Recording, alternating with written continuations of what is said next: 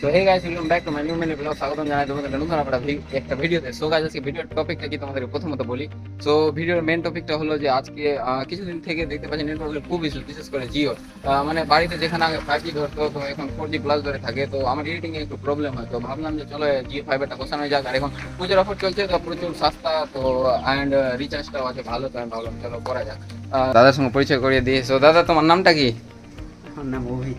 যাই হোক, দাদার নাম বললো অভি, অ্যান্ড সব কিছু মালটা নিয়ে এসছে। এর ভিতরে আছে আই থিঙ্ক যে আছে, আমি খুবই কিন্তু এক্সাইটেড আছি, কিন্তু বসাবো কোথায় ওটা ডিসাইডটা এখন হয়নি।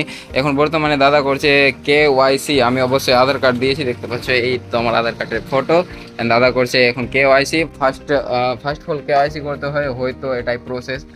KYC করার পর তারপরে বসাবে। সো ভিডিওতে থাকো তোমরা, অবশ্যই দেখো কি কি প্রসেসে মানে জিও ফাইবারটা লাগানো হয়, অ্যান্ড তোমাদেরকে পুরো রান করেও দেখাবো যে কত FPS দিচ্ছে ডাউনলোডে অ্যান্ড আপলোডে। সো থাকো ভিডিওতে। সো চলো দেখো।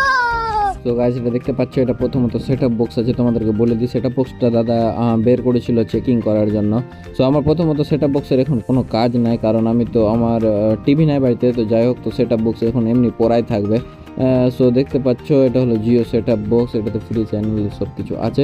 তারপরে মেন মানে এটা আউটডোর সেশনের মেন একে রাউটার বলে, হ্যাঁ যাই হোক, এটা মেন রাউটারটা যেটা আউটডোর সেশনে গিয়ে লাগবে, যেটা উপরে থাকবে, যেটা নেটওয়ার্ক ক্যাপচার করবে।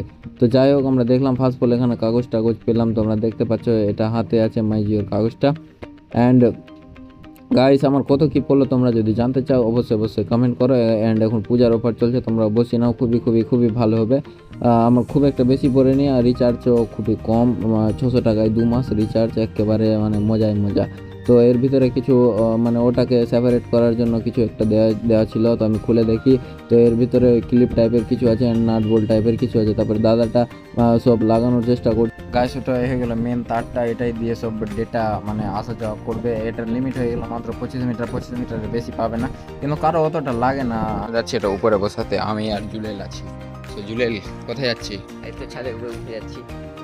দেখতে পাচ্ছ গাইস, আমরা চলে এসেছি এখন আউটডোর সেশন বসাতে। সো দাদা কাজগুলো করছিল, কিছুক্ষণ পরে আমাদের আউটডোর সেশনটা বসানো কমপ্লিট হয়ে গেল। যেদিকে টাওয়ার থাকবে সেদিকে এটা ঘুরিয়ে লাগানো হবে। আমাদের টাওয়ারটা এই দিকে ছিল, তাই বলে এই দিকটা ঘুরিয়ে লাগানো ছিল। এটা মানে নেটওয়ার্ক ক্যাপচার করবে, ক্যাপচার করে এটা ডেটার মাধ্যম দিয়ে মানে একেবারে নিচে পাঠিয়ে দেবে। সো দেখতে পাচ্ছ আমি ডেটা কেবলটা এটা দিয়ে ভরেছি, এবার তোমাদেরকে নিচে গিয়ে দেখাই। তো ডেটা কেবলটা আমাদের এটা দিয়ে চলে এসে, এটা দিয়ে একেবারে আমি ডাইরেক্ট পিসির কাছে নিয়ে চলে এসেছি। সো এটা দেখতে পাচ্ছ, এটা এখন যেটা সেটআপ বক্সটা আছে, এটা আমার এখন বর্তমানে কোনো কাজে আসবে না, কিন্তু আমি ভেবেছিলাম যে এটা মনে হয় এই জায়গাতে বসবে, কিন্তু আমার ধারণাটা ভুল ছিল। তারপরে পিসি চালানোর ভেবেছিলাম, কিন্তু না, ওটা বসতো না, এটা বসতো মেন ইয়ার ফাইবারটা। এটাই ঠিক আছে, মানে এটাই মানে ওয়াইফাই যাকে বলে, যে এটাই ডেটা কানেকশন করবে। সো এটা বসানোর ভাবছিলাম যে কোথায় বসাবো ভাবছিলাম পিসির আশেপাশে বসিনি, সব থেকে সুবিধা হবে। সো পিছনে জ্যাকগুলো দেখতে পাচ্ছ, ডেটার জ্যাক কোটা আছে তোমাদেরকে দেখিয়ে দিই, 1 2 3 4টা, আর এটা মেন জ্যাকটা, বুঝলে। অ্যান্ড এটা ইউএসবি দ্বারায়। তো আমি কিছুক্ষণ পর আবার বসালাম এই জায়গাটা, এখানে সিলেক্ট করলাম।